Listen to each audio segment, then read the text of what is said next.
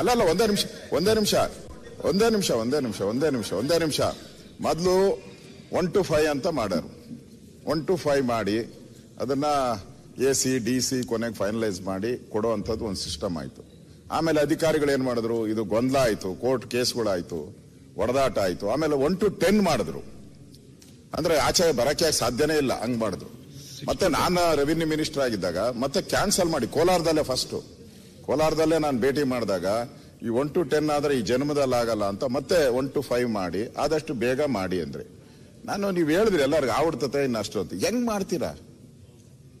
ಈಗ ಒಂದು 100 ಎಕರೆ ಇದ್ರೆ 200 ಎಕರೆ ಕೊಟ್ಟಿರ್ತಾರೆ. ಒಬ್ಬೊಬ್ಬ ತಹಸೀಲ್ದಾರು ರಿಟೈರ್ಡ್ ಆದವನು ಸೀಲ್ ಹೊಡೆದು ಕೊಟ್ಟವನೆ. ನಾನು ಇಲ್ಲೇ ದೊಡ್ಡಬಳ್ಳಾಪುರದಲ್ಲೇ ಒಂದು ಕೇಸ್ ಆಗಿತ್ತು, ಮೇನ್ ರೋಡ್ ಅಲ್ಲೇ ಒಂದು ಕೇಸ್ ನನ್ನ ಹತ್ರನೇ ಬಂದಿತ್ತು. ಒಬ್ಬ ಒರಿಜಿನಲ್ ಗ್ರಾಂಟಿ ಇದ್ದಾನೆ, 1918 ಗ್ರಾಂಟ್ ಆಗಿದೆ. ಇನ್ನೊಬ್ಬ 2000 ಗ್ರಾಂಟ್ ಆಗಿದೆ. ಪೊಸಿಷನ್ ಅಲ್ಲಿ 2000 ಇದ್ದಾನೆ, ಹಿಂದೆ ಇದ್ದವನು ಇಲ್ಲೇ ಇಲ್ಲ. ಇಬ್ರು ಬಂದಿದ್ರು.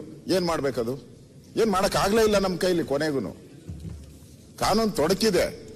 ಇದರಿಂದ ಆಚೆ ಬರಕ್ಕೆ ನಾನು ಪ್ರಯತ್ನ ಮಾಡಿದೆ. ಕೊನೆಗೆ ಏನ್ ಮಾಡಿದೆ, ಯಾರು ಫಸ್ಟ್ ಕಮ್ ಫಸ್ಟ್, ಯಾರು ಮೊದಲು ಗ್ರಾಂಟ್ ಆಗಿರ್ತೋ ಅವ್ರಿಗೆ ಅಂತ ಯೋಚನೆ ಮಾಡಿ ನಮ್ಮ ಅಧಿಕಾರಿಗಳನ್ನೆಲ್ಲ ಸಭೆ ಮಾಡಿದೆ.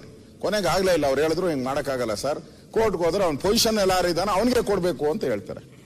ಇದು ಕಾನೂನಾತ್ಮಕವಾಗಿ ಬಹಳ ಗೊಂದಲ ಇದೆ. ನೀವು ಹೇಳ್ದಂಗೆ ನೀವು ಮಾಡಕ್ಕಾಗಲ್ಲ. ಇದಕ್ಕೆ ಹೊಸದಾಗಿ ಏನಾನ ಒಂದು ಕಾನೂನು ತರಬೇಕು. ಯಾಕಂದ್ರೆ ಗ್ರಾಂಟೀಸು ಒಂದೇ ಸರ್ವೆ ನಂಬರ್ಗೆ ಒಂದೇ ಏರಿಯಾದಲ್ಲಿ ಒಬ್ರು 2 3 ಜನ ಆಗಿದ್ದಾರೆ. ಈಗ ಬೆಲೆನೂ ಜಾಸ್ತಿ ಆಗಿದೆ, ಕೋರ್ಟ್ಗೆ ಹೋಗ್ತಾರೆ ಎಲ್ಲರೂ. ನೀವು ಯಾರಿಗೂ ಒಬ್ಬನಿಗೆ ಅಲರ್ಟ್ ಆದ ತಕ್ಷಣ ಇನ್ನೊಬ್ಬನ ಕೋರ್ಟ್ಗೆ ಹೋಗ್ತಾರೆ. ಅದಕ್ಕೆ ಇದೇನ ಬೇರೆ ಈಗ ಬದಲಾವಣೆ ಮಾಡಿ ಅದೇ ಕಾನೂನು ತರಬೇಕು ಏನಾದ್ರು. ಇವಾಗ ನಾನು ಹೇಳಿದ್ನಲ್ಲ, ಫಸ್ಟ್ ಕಮ್ ಫಸ್ಟ್ ಸರ್ವಿಸ್ ನಾನು ಮಾಡಿದೆ ಅವಾಗ. ಬಟ್ ಅಧಿಕಾರಿಗಳೆಲ್ಲ ವಿರೋಧ ಮಾಡಿದ್ರು. ಯಾರು ಒರಿಜಿನಲಿ ಗ್ರಾಂಟಿ ಆಗಿರ್ತಾರೆ, ಯಾರಿಗೋ 70ನೇ ಇಸ್ಬೇಕು, ಅವನೇ ಹಕ್ಕುದಾರ ಅಂತ ಮಾಡಬೇಕು. ಈ ತರ ಏನಾನ ಒಂದು ಡಿಸಿಷನ್ ತಗೊಳಕ್ಕೆ ಮಾಡಿದ್ರೆ ಮಾತ್ರ ಆಗೋದು. ಆ ತರದೇನೋ ಡಿಸಿಷನ್ ತಗೊಂಡ್ರೆ ಆಗುತ್ತೆ. ಇಲ್ಲ ಅಂದ್ರೆ ನೀವು 1 to 5 ಅಂದ್ರೆ ತಿರುಗಿದ ಆಗೋದೇ ಇಲ್ಲ. ಅದಕ್ಕೆ ಅದ್ರ ಬಗ್ಗೆ ಯೋಚನೆ ಮಾಡಿ ಯಾರು ಮೊದಲ ಅಲಾಟ್ ಇರ್ತಾನೋ ಅವ್ನಿಗೆ ಮಾಡಬೇಕು, ಇಲ್ಲ ಯಾರು ಪೊಸಿಷನ್ ಅಲ್ಲಿ ಇರ್ತಾನೋ ಅವನಿಗೆ. ಆ ತೀರ್ಮಾನವನ್ನ ಸರ್ಕಾರ ತಗೊಂಡ್ರೆ ಇದೆಲ್ಲ ನೀವು ಪಿ ನಂಬರ್ ಅಂದ್ರಲ್ಲ, ಈ ಪಿ ನಂಬರ್ ಎಲ್ಲ ಸಾಲ್ವ್ ಆಗ್ತದೆ.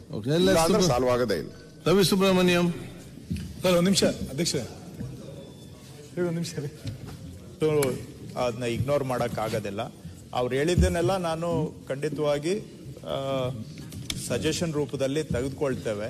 ಸರ್, ತಾವು ಇಲ್ಲಿ ಒಳಗೆ ಬಂದಿರಲಿಲ್ಲ, ಹೇಳ್ದೆ ನಾನು ಇದು ಆಗ್ಬಿಡ್ತು ಅಂತ ಅಲ್ಲಿ ಹೇಳಲಿಲ್ಲ ಅಂತಾನೆ ಸ್ಪಷ್ಟವಾಗಿ ಹೇಳ್ದೆ. ಆರಂಭ ಮಾಡ್ತಾ ಇದ್ದೀವಿ. 2 ವರ್ಷ ಆಗ್ಬೋದು, 3 ವರ್ಷ ಆಗ್ಬೋದು, 5 ವರ್ಷ ಆಗ್ಬೋದು ಅಂತಾನೆ ನಾನು ಅವ್ರಿಗೆ ಹೇಳಿದ್ದೇನೆ ಉತ್ತರ. ತಾವು ಬಹುಶಃ ಆ ಪಾರ್ಟ್ ಕೇಳಿಸ್ಕೊಂಡಿಲ್ಲ. ಆರಂಭ ಅಂತೂ ಮಾಡ್ತಾ ಇದ್ದೇವೆ. ನೀವು ಹೇಳಿದ ಸವಾಲುಗಳು ಎಲ್ಲವೂ ಕೂಡ ಇದಾವೆ. ನೋಡೋಣ, ಆಂದೋಲನಕ್ಕೆ ಒಂದು ಚಾಲನೆ ಮಾಡ್ತಾ ಇದ್ದೇವೆ. ಈಗ ಆಲ್ರೆಡಿ ನಾನು ರಾಜ್ಯದಲ್ಲಿ ಎಲ್ಲಾ ಜಿಲ್ಲೆಗಳಿಗೂ ಹೋಗಿ ಅಲ್ಲೇ ಕೂತ್ಕೊಂಡು ಟಾರ್ಗೆಟ್ ಕೊಟ್ಟು ಬಂದಿದ್ದೇನೆ. ನೆಕ್ಸ್ಟ್ ಇಂಪ್ಲಿಮೆಂಟೇಷನ್ಸ್ ಈಗ 1 to 5 ಆರಂಭ ಮಾಡ್ತಾ ಇದ್ದೇವೆ. ಇಂಪ್ಲಿಮೆಂಟೇಷನ್ ಮಾಡೋವಾಗ ನೀವು ಆ ಟೈಮಲ್ಲಿ ನಿಮ್ಗೆ ತೊಂದರೆ ಆಗುತ್ತೆ, ಅಷ್ಟು ಸಲೀಸಿಲ್ಲ ಅಂತ ತಾವು ಹೇಳ್ತಾ ಇದ್ದೀರಾ. ನೋಡೋಣ ಎಷ್ಟು ಮಟ್ಟಿಗೆ ಆಗುತ್ತೆ. ಈಗ ಮಿಸ್ ಮ್ಯಾಚ್ ಇರೋದು 30% ಪ್ರಕರಣದಲ್ಲಿ ಇದೆ. ಮಿಸ್ ಮ್ಯಾಚ್ ಇರೋದು 30%ಗೋಸ್ಕರ 70% ಅವ್ರನ್ನ ಯಾಕೆ ಕಾಯಿಸ್ಬೇಕು? ಈ ಒಂದು ಲಾಜಿಕ್ ಇಟ್ಕೊಂಡು ಹೋಗ್ತಾ ಇದೀವಿ. ಸೊ ಫಸ್ಟ್ ಯಾವ್ದು ಮಾಡಕ್ ಸಾಧ್ಯ ಅದನ್ನಾದ್ರೂ ಮಾಡೋಣ. ನಮ್ಮ ಅಧಿಕಾರಿಗಳೇನ್ ಮಾಡ್ತಾರೆ, 30% ತೋರಿಸ್ಬಿಟ್ಟು 70% ಆಗೋದನ್ನು ಮಾಡೋದಿಲ್ಲ. ಸೊ ಅಟ್ಲೀಸ್ಟ್ ಇದನ್ನಾದ್ರೂ ಮಾಡೋಣ. ಪ್ರಾಬ್ಲಮ್ ಇರೋದು ಇಟ್ಬಿಡಿ, ಆಮೇಲೆ ಲಾಸ್ಟಿಗೆ ನೋಡೋಣ. ನೀವ್ ಹೇಳ್ದಂಗೆ ಅದಕ್ಕೇನಾದ್ರೂ ಒಂದು ಸಪರೇಟ್ ನಾವು ಯೋಚನೆ ಮಾಡ್ಬೇಕಾಗುತ್ತೆ, ಅದನ್ನ ಆವಾಗ ಮಾಡೋಣ. ಮಾಡಕ್ ಆಗೋದನ್ನು ಕೂಡ ಅದನ್ನ ಬೆರಳು ತೋರಿಸಿ ಹಂಗೆ ಇಟ್ಕೊಂಡು ಜನಗಳನ್ನ ತೊಂದರೆ ಮಾಡಿಸೋದು ಬೇಡ ಅಂತ ಸ್ಟಾರ್ಟ್ ಮಾಡಿದೀವಿ. ಬಟ್ ನೀವ್ ಹೇಳಿದ ಪ್ರಾಬ್ಲಮ್ ನಮ್ ಗಮನದಲ್ಲಿ ಇದೆ. ನೋಡೋಣ, ಅದ್ ಬಂದಾಗ ಖಂಡಿತವಾಗಿ ನಿಮ್ ಸಜೆಷನ್ ತಗೊಂಡ್ ಮಾಡ್ತೇವೆ. ಇದೆಲ್ಲ ನಾನು ಪ್ರಯತ್ನ ಮಾಡಿದೀನಿ, ಬಿಡಲ್ಲ. ಈಗ ಯಾವ್ದೋ ಒಂದು 10 ಎಕರೆ ಯಾವ್ದೋ ಒಂದು ಪೊಸಿಷನ್ ಅಲ್ಲಿ ಇರುತ್ತೆ, ಅವನು ಕೋರ್ಟ್ಗೆ ಹೋಗ್ತಾನೆ.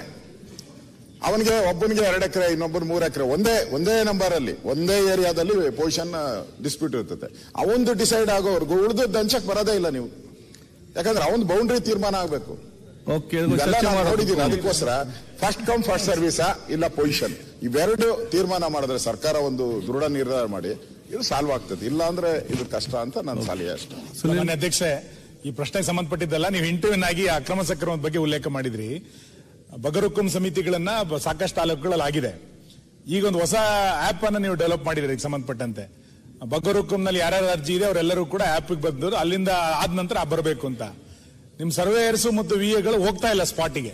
ಸ್ಪಾಟ್ ಅಲ್ಲಿ ಹೋಗಿ ಅದಕ್ಕೆ ತಮ್ಮ ಕೊಟ್ಟು ಬರಬೇಕು ಅಂತ ನಿಮ್ ಆಗಿದೆ. ಒಳ್ಳೆ ಪೈಲಟ್ ಪ್ರೋಗ್ರಾಮ್ ಅದು, ನಿಶ್ಚಿತವಾಗಿ ಒಳ್ಳೇದಾಗುತ್ತೆ. ಬಟ್ ಅದನ್ನ ಸ್ಪೀಡ್ ಅಪ್ ಅಧಿಕಾರಿಗಳು ಮಾಡಲಿಲ್ಲ ಅಂದ್ರೆ ನಾವು ಸಮಿತಿ ಮೀಟಿಂಗ್ ಮಾಡ್ಲಿಕ್ಕೆ ಆಗ್ತಿಲ್ಲ. ನಾವು ಇಲ್ಲಿ ತನಕ ಕಮಿಟಿಯಾಗಿ 2 ತಿಂಗಳಾದ್ರೂ ಸಮಿತಿ ಮೀಟಿಂಗ್ ಮಾಡಲಿಲ್ಲ. ನಿಮ್ದು ಯೋಚನೆ ಚೆನ್ನಾಗಿದೆ, ಅದು ನಾನು ಅಭಿನಂದಿಸ್ತೇನೆ. ಅದನ್ನ ಸ್ಪೀಡ್ ಅಪ್ ಮಾಡಲಿಲ್ಲ ಅಂದ್ರೆ ಅಟ್ಲೀಸ್ಟ್ ತಿಂಗಳಿಗೆ ಒಂದು 25 ಫೈಲ್ ಆದ್ರೂ ಇಡಬೇಕಲ್ಲ ನಾವು. ಆ ಪ್ರಯತ್ನಕ್ಕೆ ಸ್ವಲ್ಪ ಅಧಿಕಾರಿಗಳಿಗೆ ನೀವು ಸ್ವಲ್ಪ ಬಿಗಿ ಮಾಡೋದು ಒಳ್ಳೇದು. ಎಲ್ಲ ಸುಬ್ರಹ್ಮಣ್ಯ ಹೇಳಿದ್ದು ಸಂಪೂರ್ಣವಾಗಿ ನಾನು ಒಪ್ತೇನೆ.